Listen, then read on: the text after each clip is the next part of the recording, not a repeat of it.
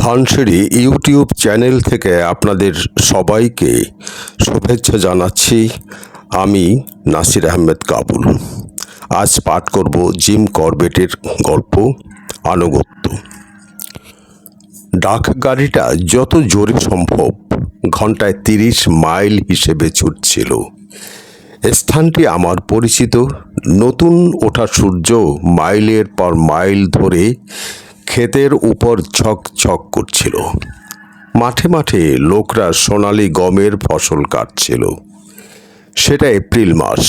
Train চলছিল গাঙ্গে উপত্যকার মধ্য দিয়ে। ভারতের উর্বরতম অঞ্চল এটাই। গত বছর ভারতে ভয়ানক দুর্ভিক্ষ হয়েছিল। আমি দেখেছি গ্রামকে গ্রাম গাছের ছাল খেয়ে মানুষ জীবন ধারণ করছে।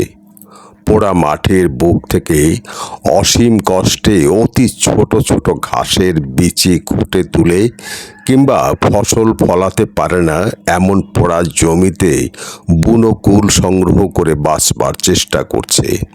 তারপর আবহাওয়া দয়া করে বদলে গিয়েছিল। শীতকালে ভালো বৃষ্টি হয়, জমিতে আবার উর্বরতা ফিরে এলো। এক বছরের উপবাসী মানুষেরা সাগ্রহে প্রচুর ফসল কাটতে লেগে গেল। বেলা তখনও খুব কম, তবু কর্মতৎপরতার এক দৃশ্য দেখা যাচ্ছিল। গ্রাম সমাজের প্রতিটি স্ত্রী পুরুষের সেই কাজে একটি নির্দিষ্ট অংশ ছিল। মেয়েরাই ফসল কাটছিল। তাদের মধ্যে বেশিরভাগই ভূমিহীন ক্ষেত মজুর। ফসল পাকবার সঙ্গে সঙ্গে তারা এক এলাকা থেকে অন্য এলাকায় চলে আসে। এদের কাজ শুরু হয় ভোরবেলা আর শেষ হয় যখন কাজ করবার মতো আর পর্যাপ্ত আলো থাকে না। এই মেহনতের জন্যে এরা পায় সারা দিনে ফসল 12 কিংবা মোট ভাগের 16 ভাগের 1 ভাগ। খেতে ঘেরা কোনো বেড়া ছিল না বলে বৃষ্টি বাধা পাচ্ছিল না। গাড়ির জানলা দিয়ে কোনো রকম কোনো যন্ত্র চোখে পড়ছিল না। চাষ করা হয়েছিল বলদ দিয়ে, হাল পিছু একজোড়া বলদ।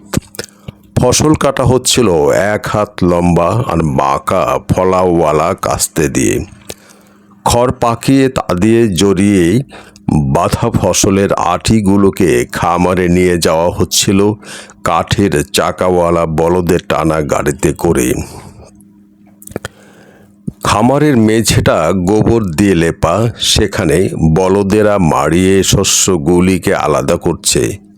তারা সবাই লম্বা একটা দড়িতে বাঁধা। মাটিতে শক্ত করে পোঁতা একটি খুঁটিতে সে দড়ির আর এক মাথা বাঁধা রয়েছে। এক একটা ক্ষেত থেকে আঁটিগুলো তুলে নিয়ে যাওয়া হলেই ছোট ছেলেরা সেখানে গাছের গোড়াগুলো খাওয়ার জন্যে গরু মহিষের নিয়ে আসছিল। আবার সেই গরুগুলোর ফাঁকে ফাঁকে বৃদ্ধ আর অক্ষম স্ত্রী লোকেরা জমি ঝাঁট দিচ্ছিল। ফসল কাটবার সময় শীষ থেকে যেসব দানা ঝরে পড়েছিল সেগুলো তারা সংগ্রহ করেছিল। এরা খেটে খুঁটে যতটা জোগাড় করবে তার অর্ধেক নেবে ক্ষেতের মালিক, বাকি অর্ধেক তারা রাখতে পারে। যদি জমি রোদে বেশি ফেটে না থাকে তাহলে তার পরিমাণে হবে আধশের কি সের খানেক। আমার পথ 36 ঘন্টার। কামরায় আমি একা। সকালে, দুপুরের আর রাত্রির খাওয়ার সময় ট্রেন থামবে। গাড়িটা যেখানে দিয়ে যাচ্ছিল তার প্রতিটি মাইল কৌতূহল উদ্দীপক। তবু আমার মনে সুখ ছিল না, কেননা আমার বসবার জায়গার নিচে একটা ইস্পাতের তোরঙ্গের মধ্যে একটা সুতোর থলিতে যে 200 টাকা ছিল তা কিন্তু আমার নয়। যে রেলপথে আমি এখন ভ্রমণ করছিলাম তাতেই আমি 18 মাস আগে জ্বালানি কাঠের ইন্সপেক্টরের চাকরি নিয়েছিলাম। স্কুলের পড়া শেষ করেই আমি সোজা এই কাজে ঢুকে যাই। এই 18 মাস ধরে আমি বনে বাস করে এই জ্বালানির জন্য 5 লক্ষ ঘনফুট কাঠ কাটেছি। গাছ কেটে মাটিতে ফেলে তাকে কেটে রলা করা হতো, আর প্রতিটি ঠিক 36 ইঞ্চি লম্বা, কম নয় বেশিও নয়। তারপর সেগুলোকেই গরু গাড়ি করে 10 মাইল দূরে সবচেয়ে কাছের রেল স্টেশনে নিয়ে যাওয়া হতো। সেখানে সেগুলোকে গোছ করে সাজিয়ে মাপ নিয়ে জ্বালানির ট্রেনে তুলে দিয়ে যে যে স্টেশনে দরকার সেখানে সেখানে নিয়ে যাওয়া হতো। বনে এই 18 মাস বেশ খাটুনি গিয়েছিল, কিন্তু আমি ভালোই ছিলাম। কাজটাও আমার ভালোই লাগতো। বনে চিতল হরিণ, চৌশিঙ্গা হরিণ, শুয়োর, ময়ূর ইত্যাদি শিকার ছিল প্রচুর। আর বনের এক সীমানায় যে নদীটা, তাতে কয়েক রকমের মাছ আর অনেক কুমির এবং ময়াল সাপ ছিল। দিনের বেলা কাজের চাপে শিকার করতে পারতুম না, কাজেই খাদ্য সংগ্রহের জন্যে শিকার করা আর মাছ ধরা রাত্রেই সারতে হতো। চাঁদের আলোয় শিকার আর দিনের আলোয় শিকারের অনেক তফাৎ। কেননা রাত্রিবেলা চুপি চুপি হরিণের কিংবা দাঁত দিয়ে কন্দ খুঁড়ে তুলছে এমন শুয়োরের কাছাকাছি যাওয়াটা সোজা হলেও ঠিক করে গুলি চালানো শক্ত। চাঁদের আলোটা একেবারে বন্দুকের মাছিতে পড়ে চকচক করবে, এমনভাবে বন্দুক না ধরলে হবে না। ময়ূরদের মারতে হতো ঘুমন্ত অবস্থাতেই। বলতে লজ্জা নেই যে আমি কখনো কখনো এ ধরনের হত্যাও করেছি, কেননা এই 1.5 বছরে আমি চাঁদের আলোয় যা শিকার করতে পেরেছি শুধু সেটুকুই মাংসই খেতে পেরেছি। কৃষ্ণপক্ষে আমাকে বাধ্য হয়ে নিরামিষ ভোজী হতে হয়েছে। বন কাটার ফলে বনের প্রাণীদের স্বাভাবিক জীবনযাত্রা বিপর্যস্ত হয়ে গেল। অনেকগুলি নিরাশ্রয় আর অনাথের ভার আমার উপর এসে পড়ল। তারা সবাই এসে আমার ছোট তাঁবুটিতে আমার সঙ্গে বাস করতে শুরু করলো। কয়েকটা করে গৌর তিত্তির আর কাল তিত্তিরের বাচ্চা, 4টি ময়ূর ছানা, 2টি খরগোশের বাচ্চা আর 2টি চৌশিঙ্গা হরিণ শিশু, যারা মোটে তাদের নলির মতো পায়ে ভর দিয়ে দাঁড়াতে শিখছে। এতগুলো প্রার্থীর ভিড় যখন জমে উঠেছে, সেই সময় একটি ময়াল সাপ, তার নাম রেক্স, একদিন তাকে তাঁবুতে আড্ডা গাড়ল। সেদিন আমি রাত হবার 1 ঘন্টা পরে তাঁবুতে ফিরে এসে 4 পেয়ে পুষ্যিগুলিকে দুধ খাওয়াচ্ছি। এমন সময় দেখি যে হরিণ ছানাদের খড়ের বিছানার উপর রেক্স সাপটি কৌণ্ডলি পাকিয়ে পড়ে আছে। তাড়াতাড়ি করে গুনে দেখি যে তাঁবু থেকে কোনো পুষ্যি খোয়া যায়নি। কাজেই রেক্সকে তার নির্বাচিত কোণটি ছেড়ে দিলুম। তারপর 2 মাস ধরে রেক্স রোজই রোদ পোয়াবার জন্য তাঁবুর বাইরে যেত আর সূর্যাস্ত হলেই ফিরে আসতো। এই সময়টার মধ্যে সে তাঁবুতে তার প্রতিবেশীদের মধ্যে কারও কোনো ক্ষতি করেনি। নিরাশ্রয় আর অনাথ জীবগুলোকে তাঁবুতে রেখে প্রতিপালন করে ক্রমে তারা নিজেদের ব্যবস্থা নিজেরাই করে নিতে শিখলে তাদের বনে ফিরিয়ে দেওয়া হতো। তাদের মধ্যে শুধু একটি চৌশিঙ্গা, তার নাম টিলি ডি উইস, আমাকে ছেড়ে যেতে চাইল না। যখন জ্বালানি কাঠ ট্রেনে তোলা হচ্ছিল, তখন আমি সেই কাজটা দেখাশোনা করার জন্যে তাঁবু তুলে নিয়ে রেল লাইনের কাছাকাছি চলে গেলুম। সেও আমার সঙ্গে গেল। সেখানে গিয়ে সে তার প্রাণটি হারিয়েছিল আর কি। মানুষের হাতে প্রতিপালিত হওয়ায় তার মনে মানুষের ভয় ছিল না একটুও। আমার আসার পরের দিনই সে একজন লোকের কাছে গিয়ে পড়ে। বন্যজীব মনে করে লোকটি তাকে মারতে চেষ্টা করে। সন্ধেবেলা তাঁবুতে ফিরে দেখি যে সে আমার ক্যাম্প খাটের পাশে পড়ে রয়েছে। তাকে তুলে দেখি যে তার সামনের 2খানা পাই ভেঙে গিয়েছে। ভাঙা হাড়গুলোর মাথা চামড়া কুড়ে বেরিয়ে এসেছে। আমি তার গলায় একটু একটু দুধ ঢেলে দিচ্ছি এবং জাগ করতে করতেই হবে বলে জানি তা করবার জন্যে সাহস সঞ্চয় করছি। এমন সময় আমার চাকরটা একটি লোককে নিয়ে এলো। লোকটি স্বীকার করলো যে সেই এই বেচারাকে মারতে চেষ্টা করেছিল। শুনলাম যে লোকটি তার খেতে কাজ করছিল এমন সময় হরিণীটা তার কাছে গিয়ে পড়ে। এটা কাচের বন থেকে ছিটকে এসে পড়েছে এই মনে করে সে তাকে লাঠির এক বাড়ি মেরে তাকে তাড়া করে। তারপর হরিণীটা আমার তাঁবুতে ঢুকে পড়লে সে বুঝতে পারে যে ওটা একটা পোষ্য প্রাণী। আমার চাকর তাকে বুদ্ধি দিয়েছিল যে আমি ফিরে আসবার আগেই সে যেন সরে পড়ে, কিন্তু সে তা করতে চায়নি। তার কথাটা বলে সে বলল যে পরদিন ভোরবেলায় সে তার গ্রাম থেকে একজন হাড় জোড়া দেবার লোক নিয়ে আসবে। আহত প্রাণীটির জন্যে আমার কিছুই করবার ছিল না, শুধু তাকে একটি নরম বিছানা করে দিলুম আর ঘন ঘন তাকে দুধ খাওয়াতে লাগলাম। তারপর পরদিন ভোর হতেই সেই লোকটি একজন হাড় জোড়াবার লোক নিয়ে হাজির হলো। ভারতবর্ষে কাউকে চেহারা দিয়ে বিচার করতে যাওয়াটা বোকামি। এই হাড্ডি জর্নিওয়ালাটি ছিল একজন দুর্বল বৃদ্ধ লোক। তার চেহারায় আর ছেঁড়া খোড়া পোশাকে দারিদ্র্যের সব চিহ্ন ফুটে উঠেছে, কিন্তু তা হলেও সে একজন গুণী লোক। লোকটি কথা কম বলে। সে আমাকে আহত জীবটিকে তুলে ধরতে বলে কয়েক মিনিট ধরে তার দিকে তাকিয়ে রইল। তারপর সে ঘুরে তাঁবু থেকে বেরিয়ে যেতে যেতে মুখ ফিরিয়ে বলে গেল যে সে 2 ঘন্টার মধ্যে ফিরে আসবে। আমি মাসের পর মাস ধরে প্রতিদিন কাজ করে আসছিলাম, তাই ভাবলাম একবেলা ছুটি নিলে অন্যায় হবে না। বুড়ো ফিরে আসবার আগে আমি কাছের জঙ্গল থেকে কয়েকটা খুঁটি কেটে নিয়ে এসে তাঁবুর এক কোণে ছোট খোয়ার তৈরি করলাম। লোকটি যখন ফিরে এলো তখন সঙ্গে নিয়ে এলো ছাল ছড়ানো কয়েকটা পাটের কাঠি, সবুজ রঙের খানিকটা কাই, থালার মতো বড় বড় কয়েকটা রেড়ির পাতা আর এক গুলি সরু পাটের সুতো। টেডলি ডি উইকে আমার হাঁটুর উপর ফেলে আমি আমার ক্যাম্প খাটের কিনারায় বসলাম।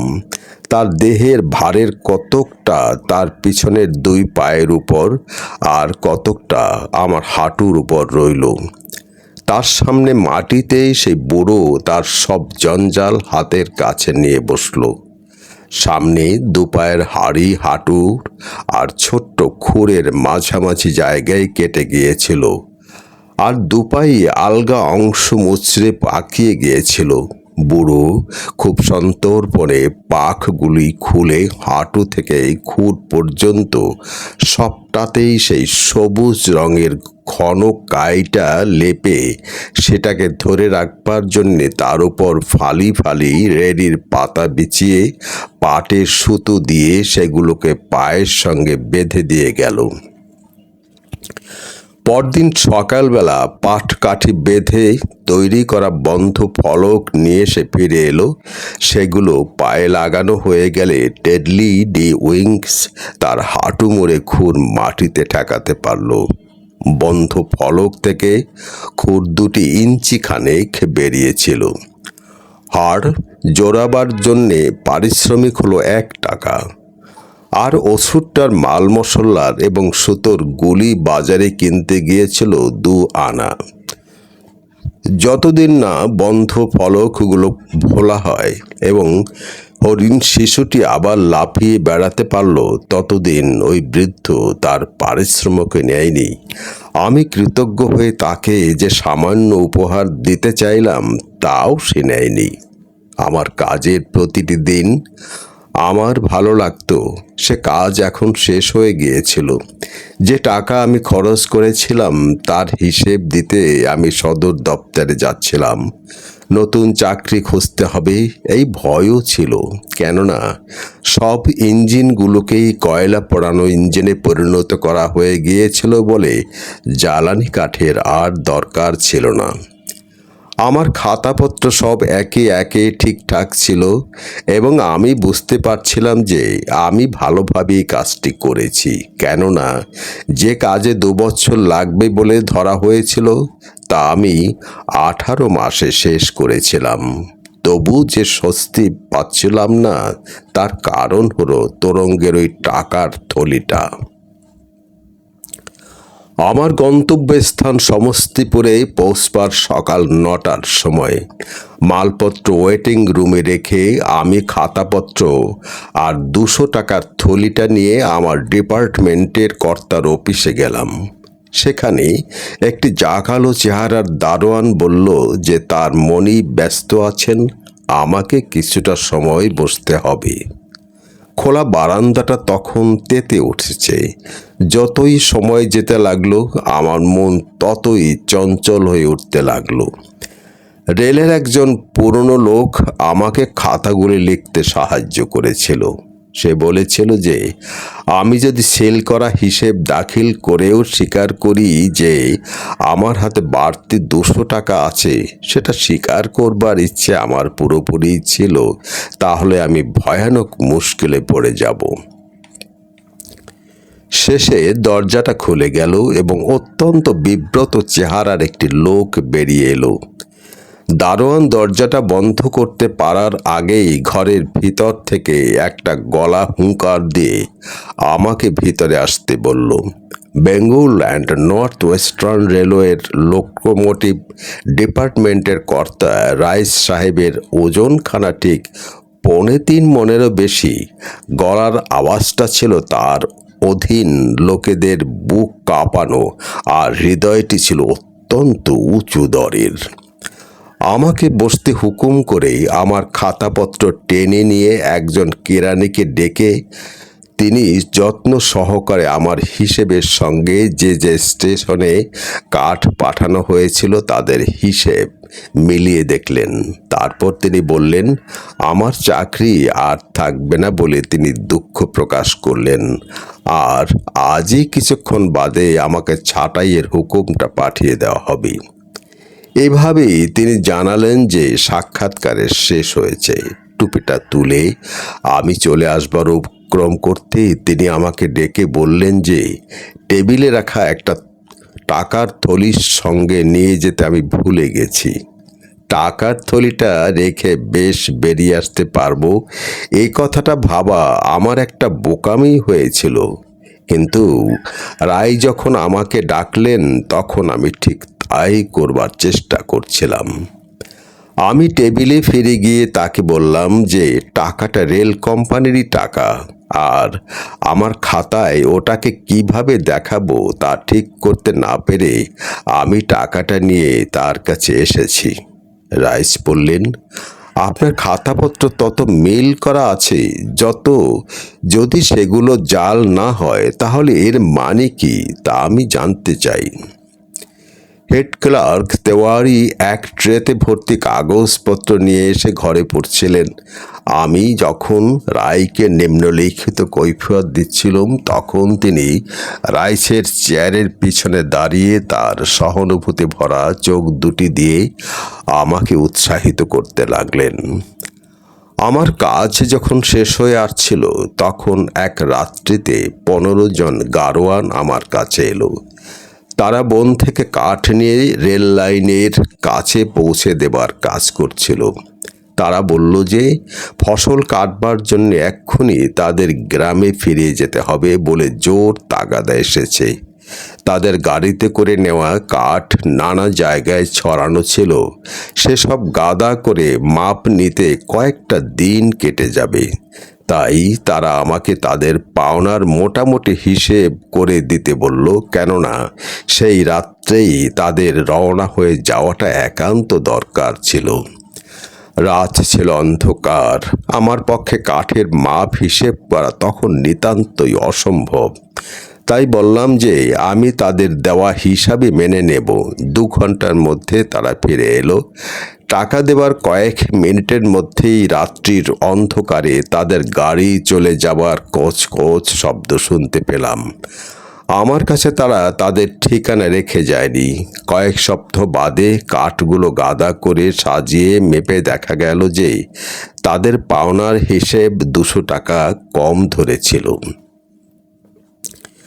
কাহিনীটা বলা হয়ে গেল, রাইস আমাকে জানালেন যে রেলের এজেন্ট আইজাট সাহেব পরদিনই সমস্ত পরে আসবেন বলে আশা আছে। তার উপরেই রাইলস আমার ব্যাপারটা ছেড়ে দেবেন।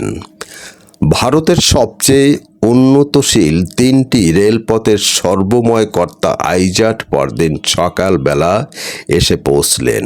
দুপুরবেলা রাইসের অফিসে আমার ডাক পড়ল। আমি যখন ঘরে ঢুকলাম তখন আইজাক একাই সেখানে বসেছিলেন। ছোটখাটো ফিটফাট মানুষটি, 2 চোখে অন্তর্ভেদী দৃষ্টি। নির্দিষ্ট সময়ের 6 মাস আগেই কাজ শেষ করেছি বলে প্রথমেই আমাকে অভিনন্দন জানিয়ে তিনি আমাকে বললেন যে রাইস তাকে আমার খাতাপত্র দেখিয়ে একটা খবর দিয়েছেন। তিনি শুধু একটি কথা জানতে চান, কেন আমি ওই 200 টাকা আত্মসাৎ করে কথাটা চেপে যাইনি। তার উত্তরে যা বললাম তা বোধহয় তার কাছে সন্তোষজনক হয়েছিল। সেদিনই সন্ধ্যাবেলা যখন আমি স্টেশনে বসে অনিশ্চয়তার মধ্যে দোল খাচ্ছি, তখন আমি 2খানা চিঠি পেলাম।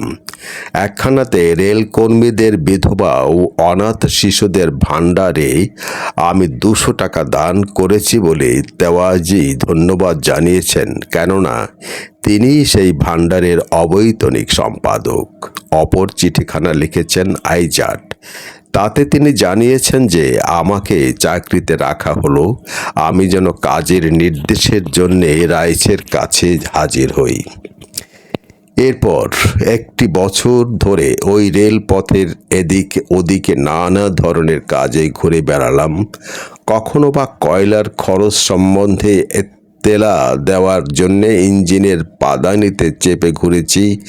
সে কাজটা আমার পছন্দ ছিল, কেননা তখন আমাকে ইঞ্জিন চালাতে দেওয়া হতো। কখনো বা মালগাড়ির গার্ড হিসেবে কাজ করেছি, সেটা একটা বিরক্তিজনক কাজ, কেননা তখন কর্মচারীদের সংখ্যা কম ছিল বলে একবার আমাকে এক নাগারে 48 ঘন্টা কাজ করতে হয়েছে। আবার কখনো বা সহকারী স্টোর কিপার অথবা সহকারী স্টেশন মাস্টারের কাজও করেছি। তারপর একদিন হুকুম এলো যে আমি যেন মোকামা ঘাটে ফেরি সুপারিনটেন্ডেন্ট তার স্টার সাহেবের সঙ্গে দেখা করি। Bengal and north western railway Ganga থেকে কম বেশি দূরে দূরে গাঙ্গে উপত্যকার মধ্য দিয়ে চলে গিয়েছে। তার কয়েক জায়গার মূল রেলপথ থেকে শাখা রেলপথ বেরিয়ে গঙ্গা তীর পর্যন্ত চলে গিয়েছে। সেখান থেকে ফেরি স্টিমার দিয়ে অপর পাড়ের বড় লাইনের রেলপথগুলির সঙ্গেই যোগাযোগ করা হয়। গঙ্গার ডান পারে মোকামা ঘাট হচ্ছে এই সংযোগগুলির মধ্যে সবচেয়ে গুরুত্বপূর্ণ। সকালবেলায় আমি সমস্তপুর থেকে রওনা হয়ে শাখা লাইনের প্রান্তে সামারিয়া ঘাটে এসে গোরখপুর স্টিমারে চড়লাম। আমার আসার কথা স্টারকে আগেই জানানো হয়েছিল, কিন্তু তাকেও আর কিছু বলা হয়নি। আমিও জানতাম না আমাকে কেন মোকামা ঘাটে আসতে বলা হয়েছে। তাই দিনের খানিকটা তার বাড়িতে কাটানো গেল, আর বাকিটা কাটলো বিরাট বিরাট মাল গুদামগুলি ঘুরে দেখে দেখে। দেখলাম যে সেগুলোতে মালের বড় গাদাগাদি। 2 দিন বাদে আমাকে গোরখপুরে ডাকা হলো, সেটাই ওই রেলপথের সদর দপ্তর। সেখানে জানতে পেলাম যে আমাকে মোকামা ঘাটে ট্রেন আর স্টিমার থেকে মাল নামিয়ে তা স্টিমারে আর ট্রেনে তুলে দেবার কাজ দেখাশোনা করতে হবে। আবার মাইনেও বাড়িয়ে 100 থেকে 150 টাকা করে দেওয়া হলো। তাছাড়া 1 সপ্তাহ বাদেই আমাকে মাল চলাচলের কারবার ঠিক নিতে হবে। কাজেই ফিরে আবার মোকামা ঘাটেই এলুম। এবার এসে পৌঁছলাম রাত্রিবেলা। এমন কাজ নিতে হবে যার আমি কিছুই জানি না, এমন ঠিকাদারি করতে হবে যার জন্য তোক পাবো কিনা তাও জানি না। আর সবচাইতে গুরুতর এই কথা যে আমার পুঁজি মোটে 150 টাকা, যা আমি 2.5 বছর চাকরি করে জমিয়েছিলাম। এস্টার এবার আমার সামনে আসবার আশায় ছিলেন, কিন্তু তিনি আমাকে খেতে দিলেন। কেন ফিরে এসেছি সে কথা তাকে বললাম। নদী থেকে ঠান্ডা হাওয়া এসে বারান্দায় বইছিল, সেখানে চেয়ার নিয়ে গিয়ে আমরা অনেক রাত পর্যন্ত গল্প করলাম। স্টারারের বয়স আমার দ্বিগুণ, আর তিনি মোকামায় ছিলেনও কয়েক বছর। ছোট লাইন বিশিষ্ট বেঙ্গল অ্যান্ড নর্থ ওয়েস্টার্ন রেলপথে যত দূরপাল্লার যাত্রী ও মাল চলাচল করে তার শতকরা 80 ভাগই মোকামা ঘাটে যায়। প্রতি বছর মার্চ থেকে রেল কোম্পানির গুরুতর ক্ষতি হয়। মোকামা ঘাটে 2 রেলপথের মাপের তফাতের জন্যে এক রেলপথের মাল নামিয়ে অন্যটাতে তুলে দিতে হতো। যে কোম্পানি এ কাজটা করত সেই কোম্পানি বড় লাইনের আগাগোড়া সমস্ত মাল তোলাইয়ের কাজে ঠিকাদার ছিল। স্টারারের মতে প্রতি বছর মাল জমে যাবার কারণ হলো দুটো: মিটার গেজ রেলপথের স্বার্থ সম্বন্ধে এই কোম্পানির উদাসীনতা, এবং গাঙ্গে উপত্যকায় ফসল কাটবার সময় অন্য কাজের জন্য মজুরের অভাব হওয়া। এই খবরটি আমাকে দিয়ে তিনি অতি সমীচীনভাবেই জিজ্ঞেস করলেন যে কোম্পানি তাদের প্রচুর সঙ্গতি সত্ত্বেও যে কাজ করতে পারেনি, আমি এ অঞ্চলে একেবারে নতুন লোক হয়ে এবং বিনা সম্বলে কি করে সে কাজ করব বলে ঠিক করেছি। আমার কষ্টার্জিত সঞ্চয়টুকু কথা তিনি ধর্তব্যের মধ্যে নিলেন না। তিনি এও বললেন যে মোকামা ঘাটের মাল গুদামগুলো ছাদ পর্যন্ত মালে ঠাসা হয়ে রয়েছে। স্টেশন ইয়ার্ডে 400 মালগাড়ি খালাস হবার জন্যে পড়ে রয়েছে, এবং নদীর ওপারে আরও 1000খানা অপেক্ষা করে রয়েছে, তবে তাদের এপারে নিয়ে আসা হবে। তিনি এই বলে উপসংহার করলেন আমাকে। আমার উপদেশ এই যে ভোরের স্টিমার ধরে সামারিয়া ঘাট হয়ে সোজা গোরখপুর ফিরে রেল কর্তৃপক্ষকে বলুন যে এই মাল চালাচলের কাজের মধ্যে আপনি নেই। পরদিন আমি ভোরেই উঠলাম, কিন্তু সামারিয়া ঘাটের স্টিমার না ধরে আমি গুদামগুলি আর স্টেশন ইয়ার্ডটা দেখতে গেলাম। স্টারার অতিরঞ্জন করেননি। বলতে গেলে তিনি যা বলেছিলেন অবস্থা আসলে তার চাইতেও খারাপ। কেননা 400 মিটার গেজ ছোট লাইনের মালগাড়ি ছাড়া আরও 6-4 ব্রড গেজ বড় লাইনের মালগাড়িও খালাস হবার অপেক্ষায় ছিল। আন্দাজ করলাম যে 15,000 টন মাল মোকামা ঘাটে পড়ে রয়েছে, আর এই বিপুল বিশৃঙ্খলার ব্যবস্থা করতে পাঠানো হয়েছে আমাকে। আমার তখন বয়স পুরো 21 হয়নি, আর গ্রীষ্মকালও এসে পড়েছিল, যে সময়টা সবাই একটু আধটু খেপে যায়। ততক্ষণে রামশরণজির সঙ্গে দেখা হলো। ততক্ষণে আমি ঠিক করে ফেলেছি যে ফল যাই হোক এ কাজ আমি নেব। রামশরণ সিং ছিলেন মোকামা ঘাটের স্টেশন মাস্টার। সেই পদে তিনি তখন 2 বছর যাবৎ আছেন। তিনি আমার চাইতে 20 বছরের বড় এবং 5 সন্তানের পিতা। তার প্রকাণ্ড কালো এক দাড়ি ছিল। আমার আসার কথা তাকে টেলিগ্রামে জানানো হয়েছিল, কিন্তু তিনি জানতেন না যে মাল চালাচালি করবার ঠিকাটা আমি নেব। আমি তাকে এই খবরটা দিতে তার মুখখানা হাসিতে ভরে গেল।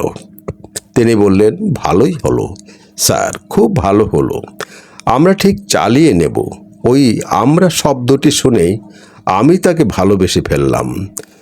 34 বছর ধরে তার মৃত্যু পর্যন্ত এই ভালোবাসা অটুট ছিল। সেদিন ছোট হাজারি খেতে খেতে আমি স্টারাকে বললাম যে আমি ঠিকাদারিটা নেওয়াই ঠিক করেছি। তিনি বললেন যে মূর্খরা কখনো ভালো কথা নেয় না। কিন্তু তিনি এও বললেন যে তিনি যতদূর সাধ্য আমাকে সাহায্য করবেন। এই প্রতিজ্ঞা তিনি অক্ষরে অক্ষরে পালন করেছিলেন। এরপর কয়েক মাস ধরে তিনি আমাকে মালগাড়ি যোগান দেবার জন্যে দিনরাত তার খেয়া চালু রেখেছিল। গোরখপুর থেকে আসতে 2 দিন লেগে গিয়েছিল। কাজেই যখন মোকামা ঘাটে এলাম তখন আমার কাজ বুঝে নিতে আর ঠিকাদারিটা নেবার সব ব্যবস্থা করতে আর 5টি দিনের মধ্যে। প্রথম 2 দিন কাটলো আমার কর্মচারীদের সঙ্গে পরিচিত হতে। তাদের মধ্যে রামশরণ ছাড়া একজন চমৎকার বৃদ্ধ ভদ্রলোক ছিলেন। তিনি ছিলেন অ্যাসিস্ট্যান্ট স্টেশন মাস্টার। তার নাম চ্যাটার্জি। বয়সে আমার ঠাকুরদা হবার যোগ্য। এছাড়া 65 জন কেরানি আর শান্টার, পয়েন্টম্যান এবং পাহারাওয়ালা মিলিয়ে 100 আমার কার্যক্ষেত্রটি নদীর উপরে সামারিয়া ঘাট পর্যন্ত বিস্তৃত ছিল। সেখানেই কেরানিতে আর সবে মিলে পুরো 100 লোক থাকতো। এই 2 জায়গায় কর্মচারীদের দেখাশোনা করা ও চলাচলের সময় মালের তদারকি করাই এক ভয়ঙ্কর কাজ। তার উপর আবার এসে পড়েছিল আর একটা দায়িত্ব, মোকামা ঘাট দিয়ে প্রতি বছর যে 5 লক্ষ টন মাল চলাচল করে তা নির্ঝঞ্ঝাটে যাবার ব্যবস্থা করবার জন্য যথেষ্ট সংখ্যক মজুরের যোগান দেওয়া। কোম্পানির লোকেরা কাজ হিসেবে মজুরি পেত। মোকামা ঘাটে সব কাজ বন্ধ হয়েছিল বলে কয়েক ক্ষুব্ধ লোক গুদামগুলোর এদিকে ওদিকে বসে থাকত। ছোট লাইনের রেলপথের হয়ে আমি মাল চলাচলের কাজটা করব শুনে তারা অনেকে আমার কাছে কাজ করতে চাইল। কোম্পানির পুরনো মজুরদের নিযুক্ত করব না বলে কোনো চুক্তি না থাকলেও আমি সেটা না করাই বুদ্ধিমানের কাজ হবে ভাবলাম। কিন্তু তাদের আত্মীয়দের কেন নিযুক্ত করব না তার কোনো কারণ পেলাম না বলে যে 3টি দিন হাতে ছিল তার প্রথম দিনটিতেই আমি 12 জন লোক ঠিক করে নিয়ে তাদের সর্দার নিযুক্ত করলাম। এদের মধ্যে 11 জন প্রত্যেকে 10 জন করে মজুর এনে দেবে বলে কথা দিল। গোড়ার দিকে এরাই মাল তোলাইয়ের কাজ করবে। বাকি 1 জন কয়লা বইবার জন্য স্ত্রী পুরুষ মিলিয়ে 60 জন লোক দেবার ভার নিল। যেসব মাল নিয়ে কাজ তার মধ্যে নানা ধরনের দ্রব্য থাকতো বলে ভিন্ন ভিন্ন দ্রব্যের জন্যে নানা জাতের লোক নিযুক্ত করতে হলো। তাই 12 জন সর্দারের মধ্যে 1 জন হলো হিন্দু, 2 জন মুসলমান এবং বাকি 2 জন অনুন্নত জাতের। 12 জনের মধ্যে 1 জনেরই মাত্র অক্ষর পরিচয় ছিল বলে আমি তাদের হিসেব লিখবার জন্য 1 জন হিন্দু আর 1 জন মুসলমান কেরানি নিযুক্ত করলাম। যখন এক কোম্পানি 2 রেলপথের কাজ করেছিল তখন মাল চালাচালি হতো ওয়াগন থেকে ওয়াগনে। এখন থেকে প্রত্যেক রেলপথকেই নিজের মাল খালাস করে গুদামে রাখতে হতো, তারপর আবার গুদাম থেকে ওয়াগনে বোঝাই দিতে হতো। ভারী যন্ত্রপাতি আর কয়লা ছাড়া সব শ্রেণীর মালের জন্যে আমি প্রতি 1000 মণ মাল নামাবার কিংবা উঠাবার জন্যে 1 টাকা 7 আনা হিসেব পেতুম। ভারী যন্ত্রপাতি আর কয়লা শুধু একদিকেই যেত। এই 2টি জিনিসকে সরাসরি ওয়াগন থেকে ওয়াগনে নিতে হতো বলে শুধু 1 জন ঠিকাদারকে এই উদ্দেশ্যে নিযুক্ত করা হতো। আমাকেই এ কাজটা দেওয়া হলো। তার জন্যে পেতাম প্রতি 1000 মণ খালাস কিংবা বোঝাইয়ের জন্য 1 টাকা 4 আনা হিসেবে। 80 পাউন্ডের 1 মণ হয়। কাজেই 1000 মণে হয় 35 টনের বেশি। এই হিসেবে অবিশ্বাস্য বলে মনে হতে পারে, কিন্তু 2 রেলপথের নথিপত্র থেকে একথার সত্যতা যাচাই করা যেতে পারে। শেষ দিন সন্ধেবেলা নাম ডেকে জানা গেল যে আমার 11 জন সর্দার আছে। তাদের প্রত্যেকের 10 জন করে মজুর আছে। এজন্য অন্য একটি সর্দারের অধীনে স্ত্রী পুত্র মিলিয়ে আছে 60 জন। এদের আর 2 জন কেরানিকে নিয়েই আমার বাহিনী সম্পূর্ণ হলো। পরদিন ভোর হতেই আমি গোরখপুরে টেলিগ্রাম করে জানিয়ে দিলাম যে আমি ট্রান্সশিপমেন্ট ইন্সপেক্টর হিসেবে কাজে যোগ দিয়েছি এবং মাল তোলাইয়ের কাজের ঠিকাদারিও নিয়েছি। বড় লাইনের রামশরণের সমপদস্থ ছিলেন টম কেলি নামে একজন আইরিশম্যান। তার তখন মোকামা ঘাটে কয়েক বছর থাকা হয়ে গিয়েছে। আমি কাজটা পারবো বলে তার কিছুমাত্র ভরসা ছিল না। তবু তিনি উদারভাবে আমাকে যথাসাধ্য সব রকমে সাহায্য করতে চাইলেন। মালে গুদাম সব ঠাসা বোঝাই, ওদিকে প্রতি রেলওয়ের 4 পোখানা করে ওয়াগন খালাস হবার জন্যে বসে আছে। এ অবস্থায় গুদামের জায়গা খালি করে মাল চলাচল ব্যবস্থা করতে হলে গুরুতর কিছু একটা করতেই হয়। তাই কেলির সঙ্গে ব্যবস্থা করলাম যে ঝুঁকি নিয়ে গুদামের বাইরে খোলা জায়গায় 1000 মণ গম মাটিতে নামিয়ে রাখব। খালি করা ওয়াগনগুলোকে সরিয়ে দিয়ে গুদামে খানিকটা জায়গা করে দিলে কেলি সেখানে 1000 মণ লবণ আর চিনি খালাস করে দেবেন। তখন খালি ওয়াগনগুলো সরিয়ে নিয়ে কেলি আমার জন্য গুদামে খানিক জায়গা করে দেবেন। এই বুদ্ধিতে চমৎকার কাজ হলো। 1000 মণ গম খোলাভাবে পড়ে থাকার সময় আমার সৌভাগ্যক্রমে বৃষ্টি হলো না। 10 দিনের মধ্যে আমরা গুদামে জমে থাকা মাল তো সাফ করেই ফেললাম, ওয়াগনের ভিড়ও পরিষ্কার করে ফেললাম। তারপর কেলি আর আমি পরস্পরের সদর দপ্তরে খবর দিয়ে দিলাম যে মালের বুকিং আবার শুরু করা যেতে পারে। 15 দিন যাবৎ মালের বুকিং বন্ধ ছিল। গ্রীষ্মকালের গোড়ার দিকে আমি ঠিকাদারিটি নেই। ভারতের রেলপথগুলিকে মাল চলাচল এই সময়টাতেই সবচেয়ে বেশি হয়।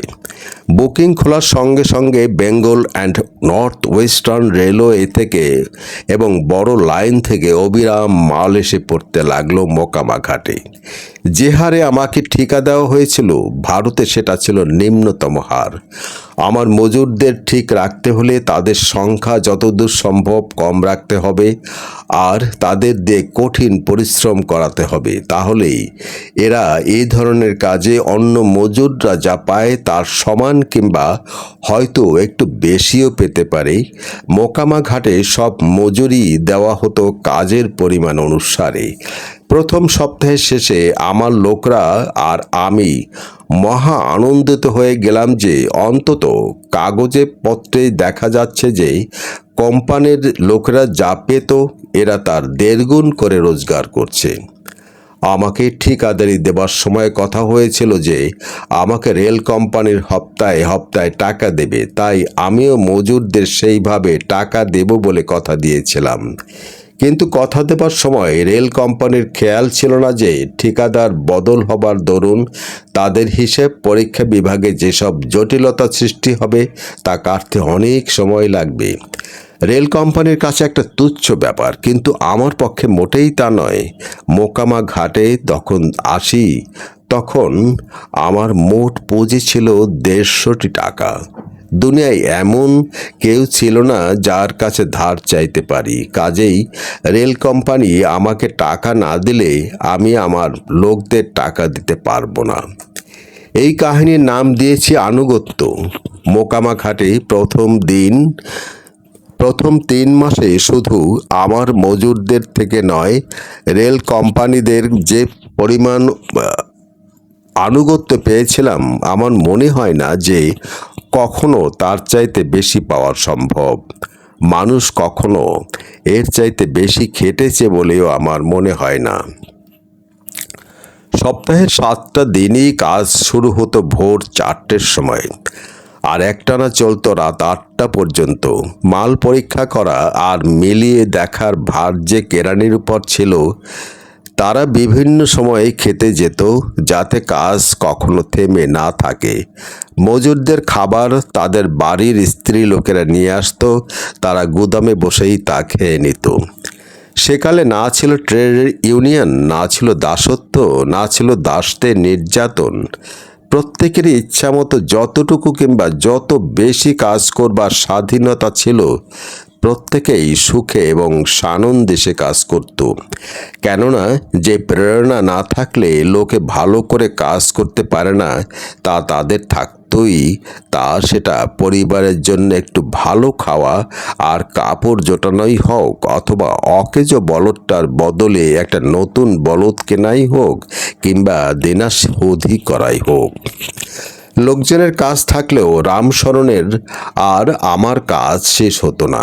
কেননা চিঠিপত্র দেখতে আর লিখতে হতো এবং পরের দিনের কাজ ছক আর ব্যবস্থা করে রাখতে হতো। প্রথম 3 মাসে আমরা কেউই রাত্রে 4 ঘন্টার বেশি ঘুমোতে পাইনি।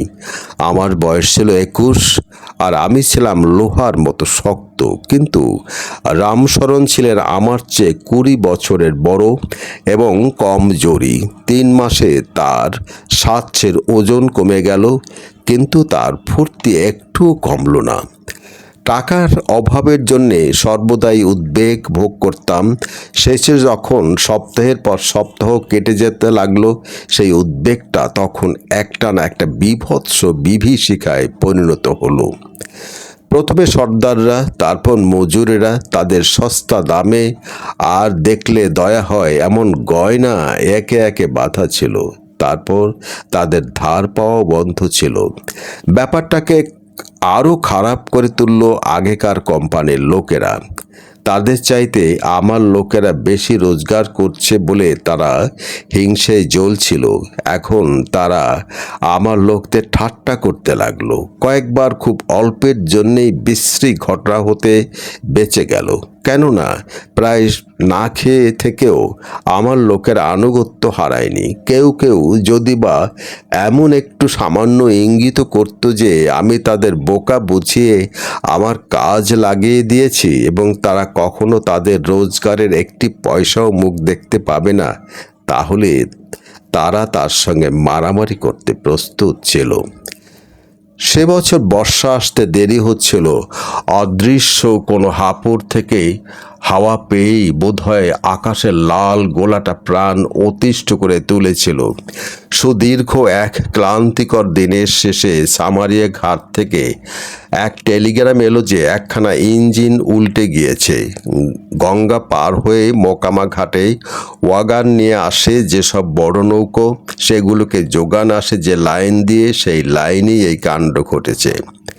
একখানা লঞ্চ আমাকে ওপারে নিয়ে গেল। তারপর 3 ঘন্টার মধ্যে দুবার হ্যান্ড জ্যাকের সাহায্যে ইঞ্জিন খানাকে লাইনে তোলা হলো। দুবারই সেটা পড়ে গেল। যতক্ষণ না হাওয়া কমলো এবং কাঠের স্লিপারগুলোর তলায় গুঁড়ো গুঁড়ো বালি ঠেসে দেওয়া হলো, ততক্ষণ ইঞ্জিনখানাকেও আর একবারও বসানো যায়নি, লাইনটাকেও চালু করা যায়নি। শ্রান্ত ক্লান্ত হয়ে আর বালি আর হাওয়া লেগে চোখ দুটো লাল হয়ে ফুলে উঠেছে। এমন অবস্থায় আমি ফিরে এসে আমার সেদিনকার প্রথম খাওয়া খেতে বসেছি।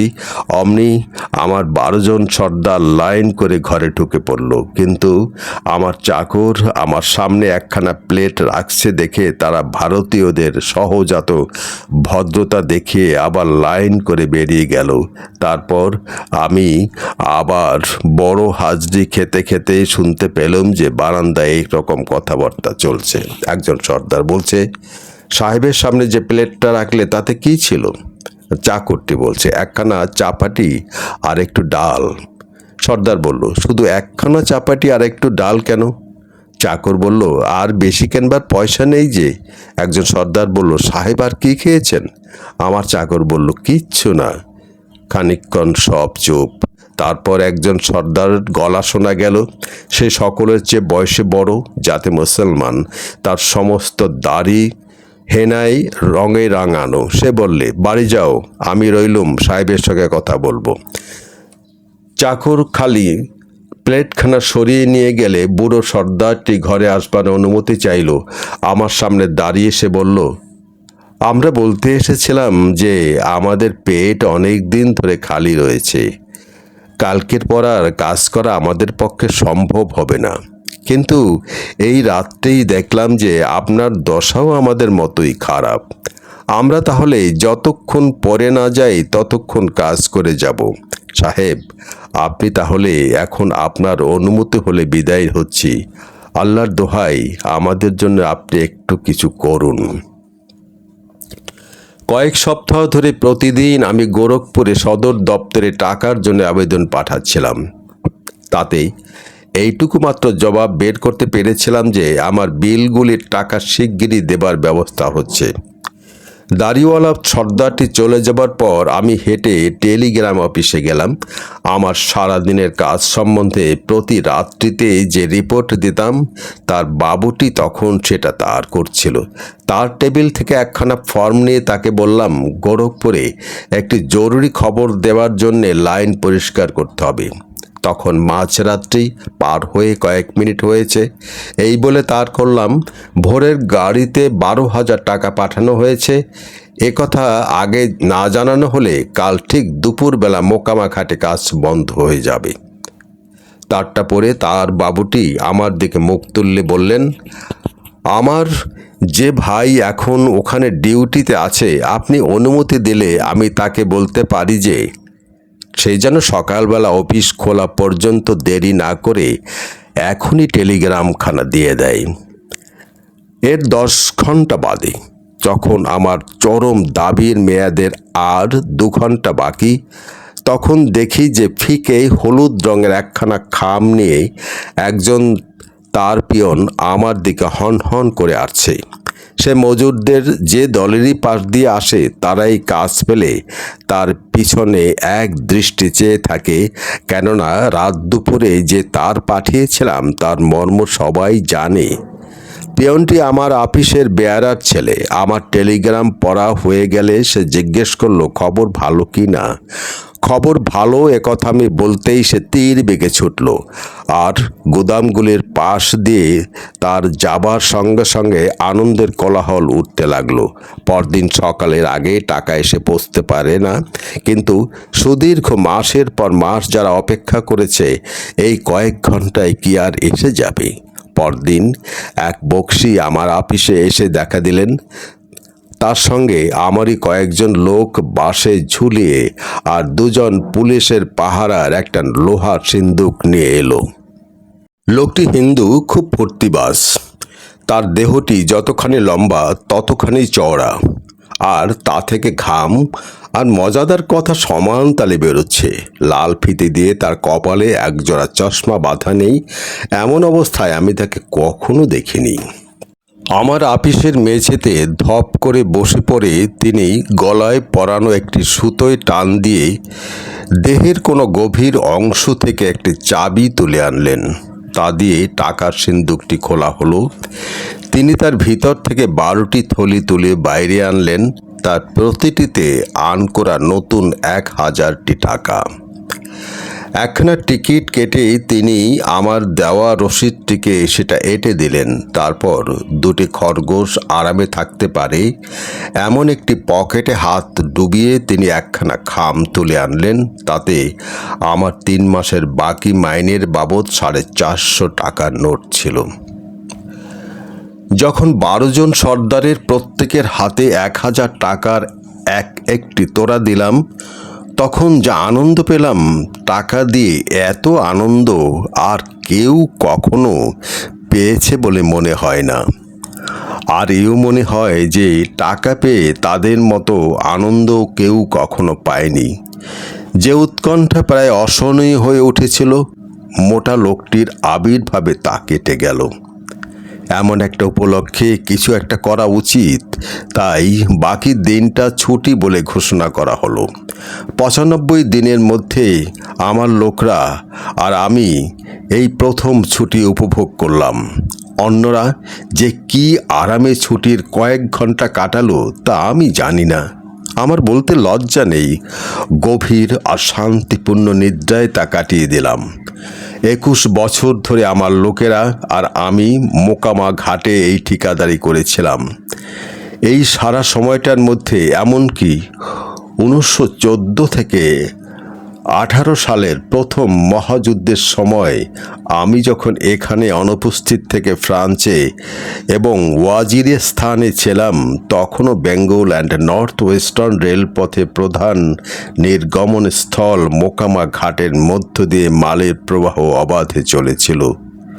যখন আমরা ঠিকাদারিটা নিই তখন মোকামা ঘাট দিয়ে 4 থেকে 5 লক্ষ টন যেত, আর যখন আমি কাজটা রামসরঞ্জিকে ছেড়ে দিয়ে আসি তখন মাল চলাচল বেড়ে 10 লক্ষ টনে দাঁড়িয়েছিল। গল্পটি শেষ হলো। গল্পটি আমি দ্রুত পড়েছি এই জন্যে যে সময় বাঁচানোর জন্যে। সময়ের গুরুত্ব অসীম, অপরিসীম। যদি এই চ্যানেলটি ভালো লাগে তাহলে সাবস্ক্রাইব করে মন্তব্য করা এবং শেয়ার করার জন্য অনুরোধ করছি। আপনারা সবাই ভালো থাকুন, আমার জন্য দোয়া করুন। বাই।